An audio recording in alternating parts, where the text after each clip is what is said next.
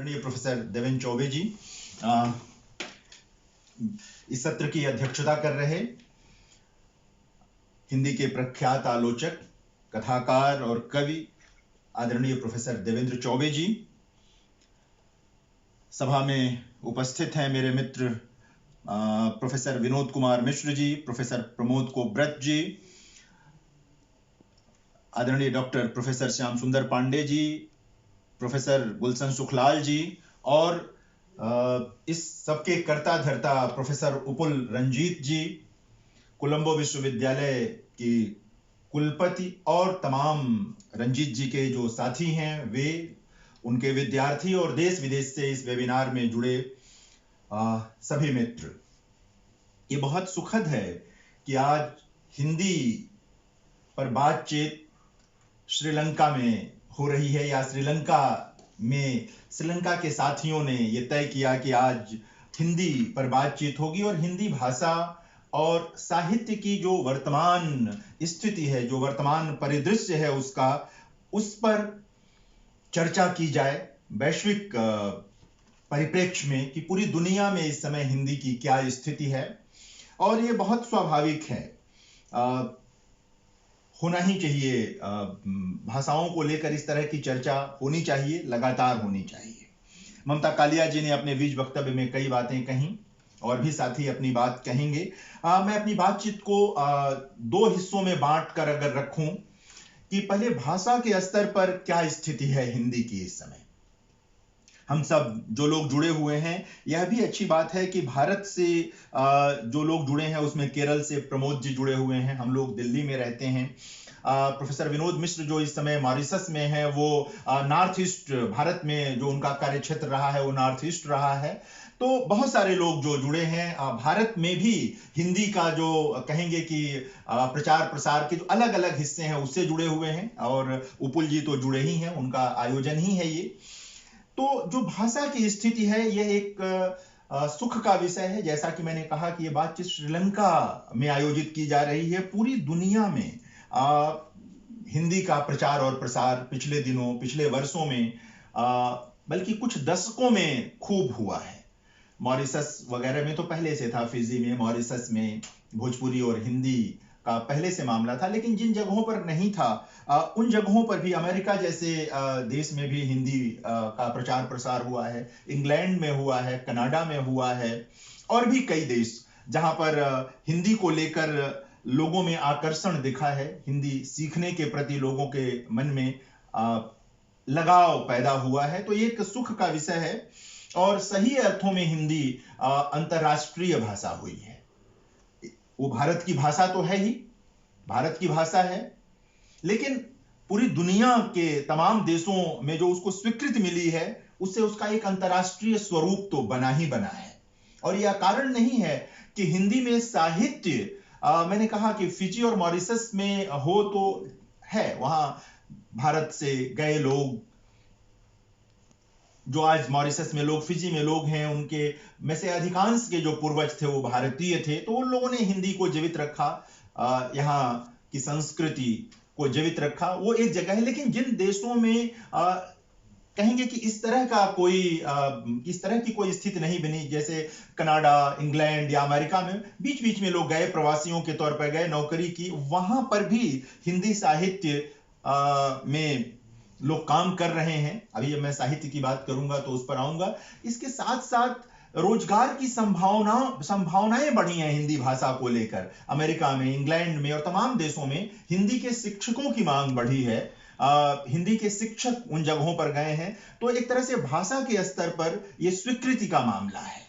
दूसरी चीज ये हुई है कि आप भारत के भीतर भी देखें और भारत से बाहर भी जो समाचार चैनल आए हैं हिंदी में, जो तमाम इंटरटेनमेंट के चैनल, मनोरंजन के जो चैनल आए हैं हिंदी में, वहां पर भी हिंदी भाषा की जरूरत बनी हुई है। चाहे वो विज्ञापन की दुनिया हो, सिनेमा की दुनिया हो, समाचार की दुनिया हो, ये सब वेब सीरीज की दुनिया हो, हर जगह हिंदी भाषा की मांग बढ़ी है, हिंदी में काम करने वालों की मांग बढ़ी है। जो लोग हिंदी में सोच समझ सकते हैं, कुछ रचनात्मक कर सकते हैं, सर्जनात्मक कर सकते हैं, उन लोगों की मांग बढ़ी है। पूरी दुनिया में बढ़ी है, सिर्फ भारत में नहीं, सिर्फ भारत में नहीं, पूरी दुनिया में ऐसे लोगों की मांग बढ़ी है।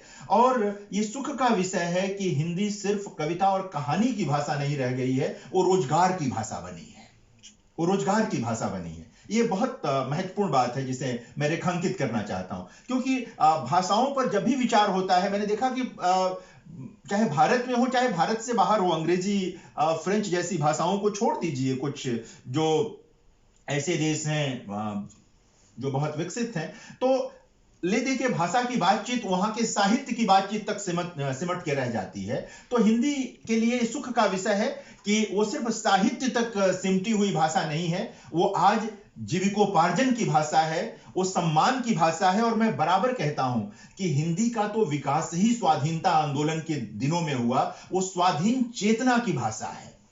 हिंदी जहां जहां गई है उसने स्वाधीन चेतना का विकास किया है। आप देखें, भारत में स्वाधीनता आंदोलन आता है, उसके साथ साथ हिंदी आगे बढ़ती है और भारत की स्वाधीनता में वो एक निर्णायक रोल अदा करती है, भूमिका का निर्वाह करती है वो। तो स्वाधीन चेतना की भाषा रही है हिंदी। अगर आप भारत की में जो हिंदी का प्रयोग करने वाले लोग हैं और पूरी दुनिया को मिला लीजिए, तो 1 अरब से अधिक लोग हिंदी का व्यवहार करते हैं, प्रतिदिन व्यवहार करते हैं। ऐसा नहीं कि सिर्फ जब जब काम काज आ जाए तब करते हैं, लगभग प्रतिदिन 1 अरब के आसपास लोग हिंदी का व्यवहार करते हैं। ये उनके आचरण की भाषा है, ये उनके जीवन की भाषा है, ये उनके सपनों की भाषा है। इसी में वो सोते जागते हैं, सपने देखते हैं, अपना काम करते हैं, इसी में वो हंसते हैं, इसी में रोते हैं। तो 1 अरब एक बड़ी आबादी होती है। पूरी दुनिया के धरातल पर देखें तो इतनी बड़ी आबादी के साथ हिंदी अपना काम कर रही है, अपना भी विकास कर रही है और अपना व्यवहार करने वालों का भी विकास कर रही है। जो लोग हिंदी में हैं उन सब का विकास कर रही है। तो लगातार बन रहा है। कहीं भी एक और सुखद स्थिति आई है जो हमारे मित्र इस संगोष्ठी में है, वेबिनार में हैं, वो इस बात को तस्दीक करेंगे, जो लोग भारत से बाहर काम कर रहे हैं, कि अब हिंदी को बोलते समय, हिंदी को बरतते समय लोगों को संकोच नहीं होता है। पहले लोग थोड़ा संकोच कर जाते थे, अंग्रेजी बोलने की कोशिश करते थे, भारत में भी लगता था कि आभिजात्य पैदा नहीं हो पाएगा, प्रभाव पैदा नहीं हो पाएगा। लेकिन अब लोग बहुत कहेंगे कि मतलब पूरे स्वाभिमान के साथ भारत में भी और भारत से बाहर भी हिंदी का व्यवहार करते हैं, हिंदी बोलते हैं। और ये नोट करने वाली बात है, इसको रेखांकित करने वाली बात है। तो इसे मैं कहना चाहता हूं। दुनिया के कई विश्वविद्यालयों में, श्रीलंका में तो है ही, अमेरिका में, इंग्लैंड में, तमाम जो बहुत, जापान में, कोरिया में, तमाम जगहों पर, बुल्गारिया में, तमाम दुनिया, हंगरी में, दुनिया के तमाम देशों के विश्वविद्यालयों में हिंदी के विभाग हैं। वहां हिंदी की पढ़ाई हो रही है और वहां जो विद्यार्थी हैं वो उन देशों के लोग हैं, उन देशों में पैदा हुए लोग वहां हिंदी पढ़ रहे हैं। यानी कि हिंदी के प्रति भाषा के रूप में भी और उसके महान साहित्य के प्रति भी गहरा आकर्षण पूरी दुनिया में व्याप्त है। साहित्य का जहां तक मामला है, आप सब हिंदी के साहित्य से परिचित हैं। मैं कुछ ऐसी बातें कहना चाहता हूं जो नए ट्रेंड्स के रूप में आए हैं, और आपका जो विषय है वो भी नए ट्रेंड्स का है। एक चीज देखने में आया है कि हिंदी का एक अंतर्राष्ट्रीय स्वरूप है, प्रवासी साहित्य लिखा जा रहा है। मॉरिशस में बहुत दिनों से जो लोग गए, हमारे यहां से, भारत से लोग गए, उन्होंने भी लिखा, अब उनके वंशज भी लिख रहे हैं, फिजी में लिख रहे हैं। इसके अलावा इंग्लैंड, अमेरिका में जो लोग बस गए, हालांकि प्रवासी और प्रवासी में भी अंतर करना चाहिए। एक वे लोग थे जिनके पास कोई विकल्प नहीं था, वो चले गए, लौट नहीं सकते थे, उस तरह से मॉरिशस, फिजी में। दूसरे इंग्लैंड, अमेरिका में गए लोग हैं जो लोग रोजगार के लिए गए, लेकिन अपनी भाषा और अपनी संस्कृति का प्रेम उनके भीतर बना और बचा रहा, और वो लोग लगातार उसमें साहित्य लिख रहे हैं। तो और बहुत अच्छा साहित्य लिख रहे हैं। ऐसा नहीं है कि सिर्फ वो अतीत राग की कोई बात कर रहे हैं, नॉस्टैल्जिया की कोई बात कर रहे हैं। वो इंग्लैंड और अमेरिका के समाजों में जो हो रहा है उसको हिंदी साहित्य में लेकर आ रहे हैं। इस तरह से देखें तो हिंदी साहित्य की परिधि का विस्तार किया है उन लोगों ने। पहले हिंदी साहित्य की दुनिया क्या थी कि वो उत्तर प्रदेश, बिहार, मध्य प्रदेश या भारत के ही कुछ हिस्सों का मामला आता था। अब हिंदी साहित्य में, यानी हिंदी की कहानियों में, हिंदी के उपन्यासों में, हिंदी की कविताओं में अमेरिका का जीवन भी है, इंग्लैंड का जीवन भी है, कनाडा का जीवन भी है, जापान का जीवन भी है, कोरिया का जीवन भी है। ये एक परिधि का विस्तार हो गया है हिंदी साहित्य के। ये बड़ी बात है, रेखांकित करने वाली बात है, और ये इस ऐसा होने से स्वीकार्यता भी बढ़ती है। यानी कि अगर उन कहानियों का अनुवाद अंग्रेजी में हो जाए तो अंग्रेजी किसी भाषी को अपरिचय नहीं लगेगा, उसे लगेगा कि देखो मेरे जीवन की बात हिंदी साहित्य में हो रही है। जैसे हम लोगों को अच्छा लगता है कि भारत की कोई बात अगर अंग्रेजी का कोई लेखक इंग्लैंड में बैठा करता है या अमेरिका में बैठा करता है तो हमें अच्छा लगता है, हम कहते हैं देखो भारत की बात कर रहा है। और अगर सकारात्मक बात करता है तो और भी अच्छा लगता है। और भी यही स्थितियां बनी हैं। तो प्रवासी साहित्यकारों ने हिंदी की परिधि का विस्तार सिर्फ भाषा के स्तर पर नहीं किया है, उसके प्राण तत्व के स्तर पर भी किया है। यानी कहानी कविता के प्राण तत्व के स्तर पर भी उसकी परिधि का विस्तार किया है। एक महत्वपूर्ण चीज है जिसे मैं रेखांकित करना चाहता हूं। हिंदी भी एक दौर था, आप लोगों को याद होगा, इसमें जो लोग वक्ता हैं लगभग सब उस दौर से गुजरे हैं जब हिंदी में लोकप्रिय साहित्य का बड़ा बोलबाला था। रेलवे स्टेशनों पर से लेकर हर जगह गुलसनंदा रानू दिखाई देते थे, वेद प्रकाश कंबोज, ओम प्रकाश शर्मा दिखाई देते थे। और गंभीर साहित्य के लोग इन्हें बहुत गंभीरता से नहीं लेते थे, आज भी नहीं लेते हैं। हालांकि विश्वविद्यालयों में, जवाहरलाल नेहरू विश्वविद्यालय में प्रोफेसर मैनेजर पांडे के शोध निर्देशन में लोकप्रिय साहित्य पर कार्य हुआ और महत्वपूर्ण कार्य हुआ। मैं इशारा दूसरी ओर करना चाहता हूं कि एक दौर था 1972 में गुलसनंदा के उपन्यास झील के उस पार की 5 लाख प्रतियां छपी थी 1972 में। आप कल्पना करें, उसी दौर में इलाहाबाद के एक छोटे से प्रकाशन कुसुम प्रकाशन ने रानू के उपन्यास सूरजमुखी की 2.5 लाख प्रतियां छापी थी। 2.5 लाख प्रतियां छापी थी। आज बड़ा से बड़ा प्रकाशक भी आज की तारीख में भी किसी कृति की इतनी प्रतियां नहीं करता है। एक दौर था। फिर एक समय आया जब सीरियल्स और तमाम चीजों ने इस लोकप्रिय साहित्य को कहीं किनारे कर दिया, टेलीविजन सीरियल में लोग खो गए। मैं इस बात को इसलिए कह रहा हूं मित्रों कि इधर फिर से लोकप्रियता के साथ लोकप्रिय साहित्य की धारा जीवित हो गई है और हिंदी के बड़े प्रकाशक अब इस तरह की चीजें छाप रहे हैं। गंदी बात जैसे उपन्यास आ रहे हैं और उस पर सेमिनार भी हो जाता है और पढ़ने वाले पढ़ भी लेते हैं। नई वाली हिंदी कह के कुछ लोग आजकल उपन्यास लिख रहे हैं, कॉलेज की कहानियां कर रहे हैं। मतलब यानी कि लोकप्रियता ही उसका आधार है। मतलब उसमें क्या गंभीरता है, क्या चीज जा रही है, ये बहुत महत्वपूर्ण नहीं रह गया है। तो लोकप्रिय साहित्य का दौर फिर से हिंदी में दिखाई देने लगा है। हालांकि अब भी हमारे जो गंभीर साहित्य के लोग हैं, आलोचक हैं, चिंतक हैं, अभी उसे महत्व नहीं दे रहे हैं। लेकिन मैं ये निवेदन करना चाहता हूं कि हम लोगों को भी एक बार ये जो नया लोकप्रिय साहित्य आ रहा है इससे गुजरना चाहिए। ये देखना चाहिए कि यह कितना वायवीय है और कितना इसका कोई ठोस धरातल है। अगर है तो उस पर चर्चा होनी चाहिए। लेकिन एक नया ट्रेंड है और यह वैश्विक स्तर पर हो रहा है। सिर्फ अंग्रेजी में चेतन भगत नहीं आए हैं, हिंदी में भी चेतन भक्तों की एक पूरी पंक्ति तैयार हो रही है इधर लगातार। और सबसे बड़ी बात कि अब पॉकेट बुक्स वाले नहीं छाप रहे हैं, हिंदी के बड़े और प्रतिष्ठित प्रकाशक इनको छाप रहे हैं और बेच रहे हैं पेपर बैग में। हिंदी साहित्य और भाषा के साथ हिंदी के प्रकाशक जो है अब सरकारी खरीद के बदले पाठकों की ओर आए हैं और पेपर बैग खूब निकलने लगा है। खूब कविता और कहानी और उपन्यास और विचार साहित्य जो है वो आने लगा है। एक अच्छी चीज हुई है जो मैं कह रहा था, अब समाज विज्ञानों की किताबें भी हिंदी में पहले बड़ी मात्रा में अनुदित होकर के वो आई। अब सीधे सीधे लिखने वाले लोग भी कुछ आए हैं जो समाज विज्ञानों की किताबें हिंदी में लिख रहे हैं। यह भी एक सुखद स्थिति है भाषा के स्तर पर हिंदी के लिए।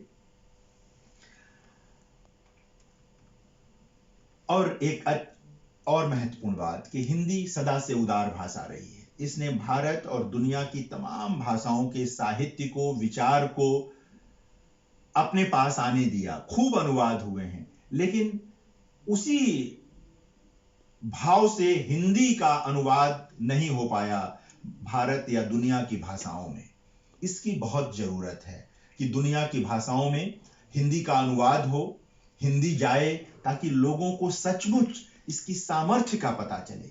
अभी प्रेमचंद निराला का भी पूरा पूरा अनुवाद संभव नहीं हो पाया है। ये हम दो बड़े नाम मैंने लिए, कविता से भी और कथा साहित्य से भी। पता चलना चाहिए कि हमारी कविता, हमारा कथा साहित्य, उसमें कितनी ताकत है, उसमें कितना प्राण है, कितनी जीवनी शक्ति उसकी कितनी मजबूत है। ये तभी पता चलेगी जब उसका ठीक ठीक अनुवाद अंग्रेजी, फ्रेंच, जर्मन, कोरियन, स्पेनिश और भारत की तमाम महत्वपूर्ण भाषाओं में बड़ी मात्रा में होगा। ऐसा नहीं कि प्रेमचंद की 20 कहानियां हो गई या एक उपन्यास हो गया।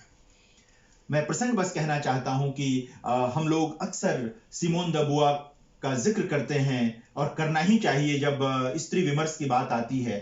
सिमोन द बुआ की किताब द सेकंड सेक्स जो है मूल रूप से फ्रेंच में वो 1949 में छपी थी, जबकि महादेवी वर्मा की श्रृंखला की कड़ियां नाम की किताब 1942 में छप गई थी और 30 से 42 के बीच में वो सारे निबंध लिखे जा चुके थे। और भारतीय संदर्भ में अगर स्त्री विमर्श को समझना है तो उसकी आधार भूमि तैयार करती है वो किताब, लेकिन वो हिंदी में थी इसलिए दुनिया उसे अपरिचित रह गई। 80 के दशक में जाकर उस किताब का अंग्रेजी में अनुवाद हो पाया, तब लोगों को पता चला कि एक महान विदुषी भारत की, उन्होंने किस तरह भारतीय स्त्रियों को समझा, भारतीय स्त्रियों के जीवन और उनके संघर्ष को समझा और उसे सूत्रबद्ध किया है। तो अनुवाद की बहुत जरूरत है। हमारे वहां जो विचार हैं आदिकाल से लेकर आज तक, हम सब जानते हैं कि उत्तराधुनिकता के केंद्र में बौद्ध दर्शन का शून्यवाद है, स्वीकार किया है उन लोगों ने, लेकिन हम भारत में ही अब उससे बहुत दूर होने लगे हैं, नहीं जान पाते। तो अनुवाद की बहुत जरूरत है मित्रों, हिंदी में लिखे जा रहे साहित्य के भी और विचारों के भी। मैं बहुत आभारी हूं उपल रंजीत जी का, कोलंबो विश्वविद्यालय का, आप सभी जो मेरे मित्र अग्रज उपस्थित हैं, सबका मैं बहुत आभारी हूं कि आपने मुझे सुना, उपल जी ने आमंत्रित किया और मैं उम्मीद रखता हूं कि आज यह जो बातचीत होगी इसमें सबके अपने अपने अनुभव हैं। विनोद जी हैं, विदेश में काम करने का उनका अनुभव है। ये सब लोग बताएंगे कि हिंदी का सचमुच विस्तार हुआ है। यह कोई मतलब इस समय सिर्फ राग आलापने का मामला नहीं है, बस कहीं कहीं जो कमियां रह गई हैं हमें उनको ठीक करने की जरूरत है। मैं पुनः आप सबके प्रति बहुत आभार व्यक्त करता हूं, कृतज्ञता व्यक्त करता हूं।